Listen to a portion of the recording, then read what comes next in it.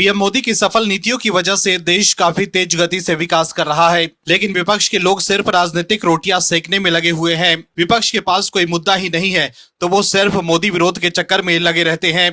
सिर्फ इसलिए विरोध कर रहे हैं क्योंकि वो विपक्ष में है, लेकिन कोर्ट से उन्हें लगातार झटका लग रहा है। कोर्ट से बीजेपी के लिए लगातार अच्छी खबर आ रही है और विपक्ष बेनकाब होता जा रहा है। अब उत्तर प्रदेश के संभल की एक अदालत ने कांग्रेस नेता राहुल गांधी की एक टिप्पणी को लेकर उनके खिलाफ दायर मामले में अपना फैसला सुरक्षित रख लिया है। अधिकारियों ने बताया है कि फैसला 7 नवंबर को सुनाया जाएगा। अतिरिक्त जिला न्यायाधीश द्वितीय आरती फौजदार के समक्ष चंदौसी जिला न्यायालय में सुनवाई हुई, जहां दोनों पक्षों ने अपनी दलीलें पेश की।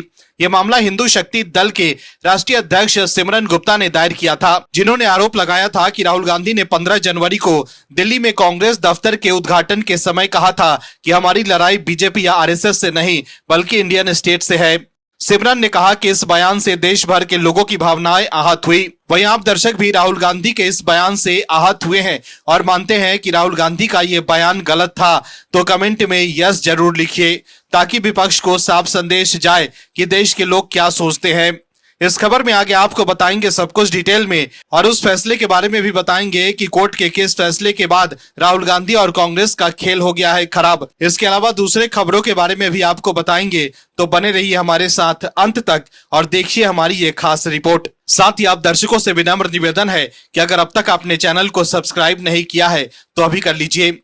दर्शकों, सुप्रीम कोर्ट ने बाबरी मस्जिद पर सोशल मीडिया पोस्ट के लिए एक व्यक्ति के खिलाफ दर्ज आपराधिक मामले को रद्द करने से इनकार कर दिया, जिसमें कहा गया था कि बाबरी मस्जिद एक दिन तुर्की की सोफिया मस्जिद की तरह फिर से बनाई जाएगी। आरोपी ने अपनी पोस्ट में बाबरी मस्जिद को बनाए जाने को लेकर एक अपमानजनक पोस्ट लिखी थी। जस्टिस सूर्यकांत और जस्टिस जॉय माल्या बागशी की बेंच ने एडवोकेट तलहा अब्दुल रहमान याचिकाकर्ता की ओर से दी गई दलीलें सुनने के बाद मामला रद्द करने से इनकार कर दिया। इस दौरान याची ने मामला वापस लेने की गुहार लगाई।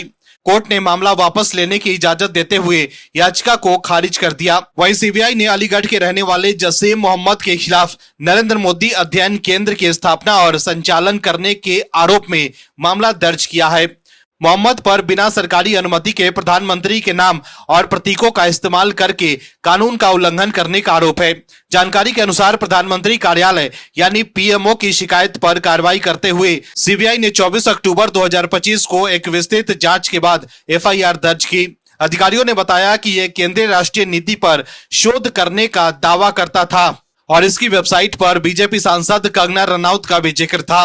वहीं जांच में पाया गया है कि जसीम मोहम्मद ने जनवरी 2021 में सीएनएमएस को एक ट्रस्ट के रूप में रजिस्टर कराया था, लेकिन इसके लिए सरकार या पीएमओ से कोई जरूरी अनुमति नहीं ली गई थी। सीबीआई का कहना है कि केंद्र द्वारा प्रधानमंत्री के नाम और तस्वीरों का इस्तेमाल करने से जनता को ये भ्रम हुआ कि इसे सरकार का समर्थन प्राप्त है। अब आरोपित मोहम्मद के व्यापक नेटवर्क और संबंधों की जांच की जा रही है। वहीं बिहार में विपक्षी महागठबंधन ने आगामी विधानसभा चुनाव के लिए अपनी घोषणा पत्र जारी कर दिया है। इसे बिहार का तेजस्वी प्रण नाम दिया गया है, जिसमें तेजस्वी के 20 प्रण शामिल हैं।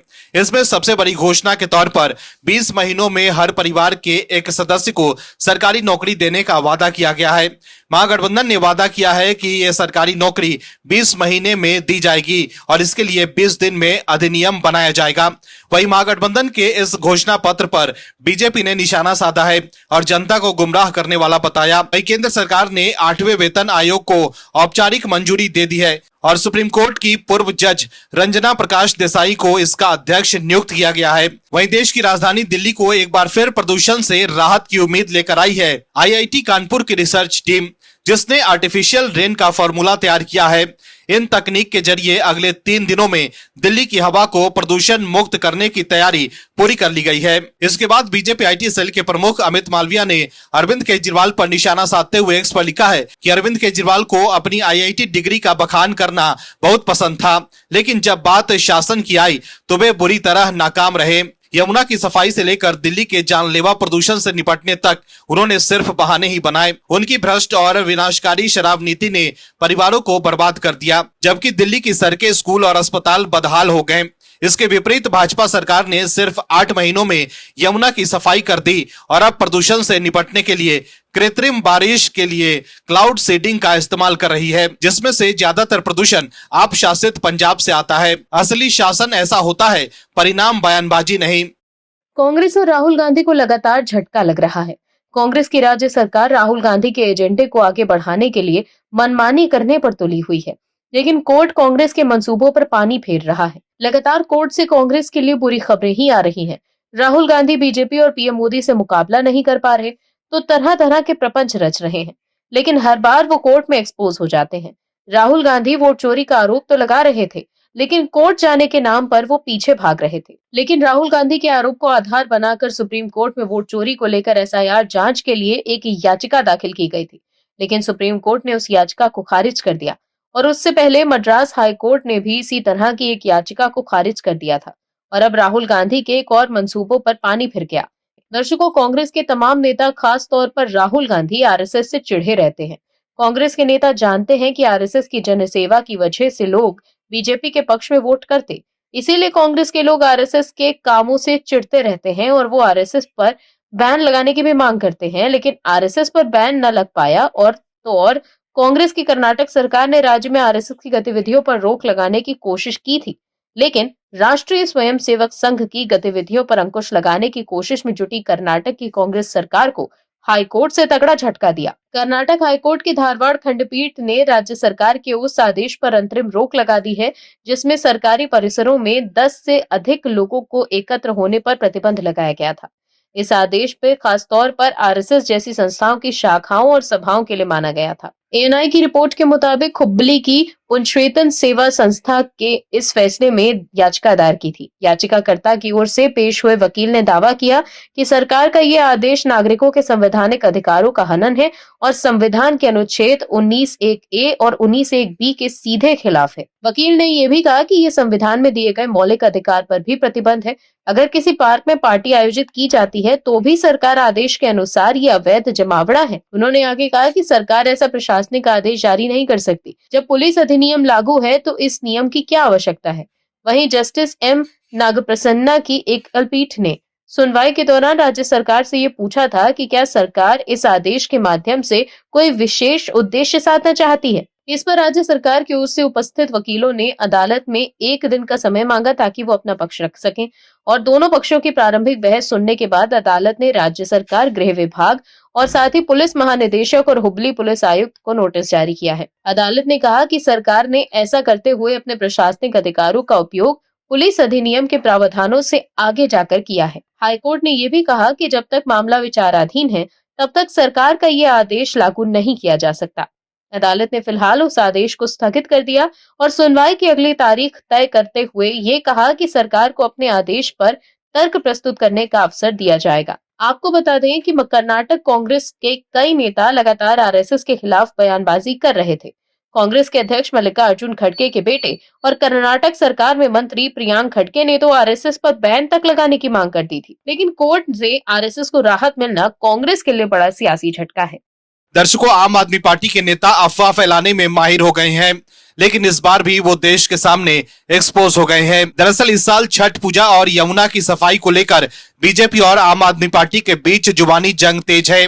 आज जब पूर्वांचल के साथ साथ दिल्ली के यमुना घाट पर भी छठ का चौथा और आखिरी दिन बड़े धूमधाम से मनाया गया, वहीं आम आदमी पार्टी के प्रदेश अध्यक्ष सौरभ भारद्वाज ने एक बार फिर प्रधानमंत्री नरेंद्र मोदी और बीजेपी पर हमला बोला। सौरभ भारद्वाज ने एक्स पर कहा कि बड़ी खबर, प्रधानमंत्री मोदी ने वासुदेव घाट पर बनी नकली यमुना में अपनी छठ पूजा और सूर्य अर्घ रद्द कर दिया। कुछ दिन पहले सौरभ भारद्वाज ने वासुदेव घाट की एक वीडियो डालकर आरोप लगाया था कि वासुदेव घाट पर फिल्टर पानी की एक नकली यमुना बनाई जा रही थी। इस वीडियो में सौरभ भारद्वाज ने दावा किया था कि यहाँ आकर पीएम मोदी सूर्य अर्घ देंगे, लेकिन अब जब पीएम मोदी ने ऐसा नहीं किया और आम आदमी पार्टी एक बार फिर बेनकाब हो गई कि उसने कैसे बीजेपी को लेकर अफवाह फैलाई थी, तो अब आम आदमी पार्टी के नेता तिल मिलाए हुए हैं। अब सौरभ भारद्वाज ने कहा है कि इसके पीछे आपका खुलासा है। सौरभ भारद्वाज ने कहा है कि जरा सोचिए, बिहार चुनाव से ठीक 1 हफ्ता पहले प्रधानमंत्री सार्वजनिक रूप से छठ नहीं मना सकते थे और न ही वीडियो और तस्वीर साझा कर सकते थे। मुझे लगता है कि इसे आखिरी समय में रद्द कर दिया गया था, इसलिए पीएमओ के लिए किसी और जगह की योजना बनाने में बहुत देर हो चुकी थी। सौरभ भारद्वाज ने कहा कि बीजेपी नेतृत्व इस बात से काफी शर्मिंदा लग रहा है कि उनके मुख्यमंत्री रेखा गुप्ता की प्रदूषण पर सरकार की धोखाधड़ी सोशल मीडिया पर खूब उजागर हुई है। उनका दावा है कि नकली यमुना के उनके खुलासे के बाद बीजेपी ने पीएम मोदी का छठ प्रोग्राम रद्द कर दिया है। वहीं आम आदमी पार्टी के सांसद संजय सिंह ने एक्स पर वीडियो शेयर कर लिखा है कि नकली पार्टी का नकली घाट, मोदी जी को पता चल गया कि नकली घाट पर पूजा करने गया तो बिहार में खाट खड़ी हो जाएगी। सौरभ भारद्वाज ने नकली घाट का खुलासा किया तो मोदी जी ने छठ पूजा का कार्यक्रम ही रद्द कर दिया।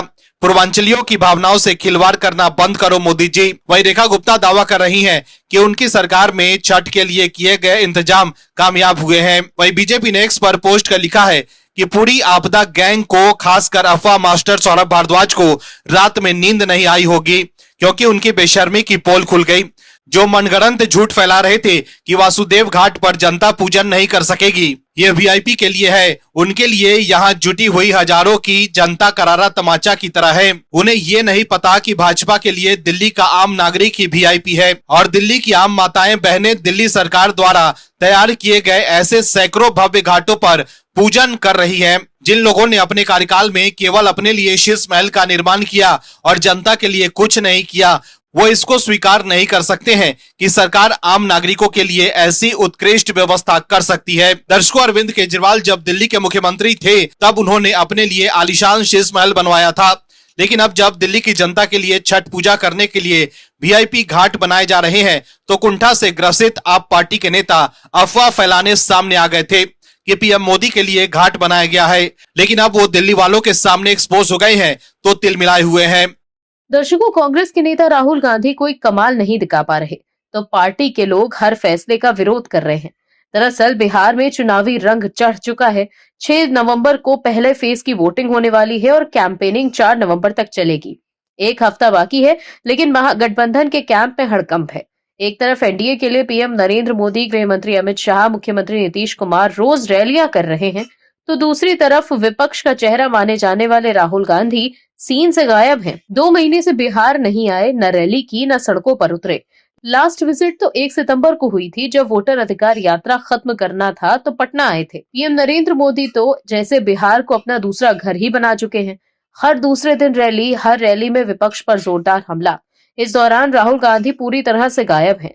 लेकिन वोटर अधिकार यात्रा के दौरान बिहार के कोने कोने में घूमने वाले राहुल अभी नदारद हैं। वहीं बिहार में मतदाता सूची का विशेष सघन पुनरीक्षण यानी एसआईआर का काम पूरा होने के बाद चुनाव आयोग ने देश के 12 राज्यों में एसआईआर प्रक्रिया लागू करने का ऐलान कर दिया है। आयोग का कहना है कि ये एसआईआर वोटर लिस्ट में दोहराए गए नामों को हटाने और निधन हो चुके मतदाताओं के नाम को हटाने के लिए किया जा रहा है। मुख्य चुनाव आयुक्त ज्ञानेश कुमार ने 12 राज्यों और केंद्र शासित प्रदेशों में किए जाने वाले एसआईआर के दूसरे चरण की घोषणा कर दी है। इस पर कांग्रेस नेता पवन खेड़ा ने कहा है कि बिहार में एसआईआर को लेकर उठे सवालों के जवाब हमें अभी तक नहीं मिले हैं। कांग्रेस नेता ने कहा है कि बिहार के एसआईआर की खामियों को दूर करने के लिए सुप्रीम कोर्ट को बार-बार हस्तक्षेप करना पड़ा, वरना चुनाव आयोग और उसे कठपुतली बनाने वाले भाजपा की मंशा बिहार के एसआईआर के जरिए साफ तौर पर उजागर हो जाती। वहीं कांग्रेस नेता भूपेश बघेल ने एसआईआर के दूसरे चरण पर कहा है कि छत्तीसगढ़ में एसआईआर की घोषणा हो गई है, लेकिन चुनाव आयोग को बताना चाहिए कि बिहार में कितने बांग्लादेशियों की पहचान की गई है, कितने लोग बाहर से आए हैं, क्योंकि एसआईआर के जरिए ये लोग विदेशी नागरिक को भगाने की बात कर रहे हैं। अब तक केंद्रीय गृह मंत्रालय ने ये भी नहीं कहा है कि कितने पाकिस्तान के लोग छत्तीसगढ़ में रह रहे हैं। वहीं एसआईआर के दूसरे चरण में असम को शामिल न किए जाने पर मुख्य चुनाव आयुक्त ज्ञानेश कुमार ने कहा कि भारतीय नागरिकता कानून में असम के लिए एक अलग प्रावधान है। सुप्रीम कोर्ट की देखरेख में वहां नागरिकता की जांच लगभग पूरी होने वाली है। एसआईआर का आदेश पूरे देश के लिए था, ये असम पर लागू नहीं होता, इसीलिए असम के लिए अलग से संशोधन के आदेश जारी किए जाएंगे। दर्शकों, कांग्रेस और विपक्ष के लोग बिहार में हुए एसआईआर पर रोक लगवाने के लिए सुप्रीम कोर्ट गए थे, लेकिन सुप्रीम कोर्ट ने बिहार में एसआईआर पर रोक न लगाकर साफ कर दिया कि विपक्ष के पास एसआईआर के खिलाफ कोई ठोस सबूत नहीं है, जैसा आरोप वो लगा रहे हैं, क्योंकि विपक्ष की तरफ से कपिल सिब्बल, अभिषेक मनु सिंघवी और प्रशांत भूषण जैसे बड़े वकीलों ने सुप्रीम कोर्ट में दलीलें दी थी, लेकिन उनकी दलीलों पर सुप्रीम कोर्ट ने भी भरोसा नहीं किया। Bureau report to MH news. आप दर्शकों से विनम्र निवेदन है कि चैनल को सब्सक्राइब जरूर करें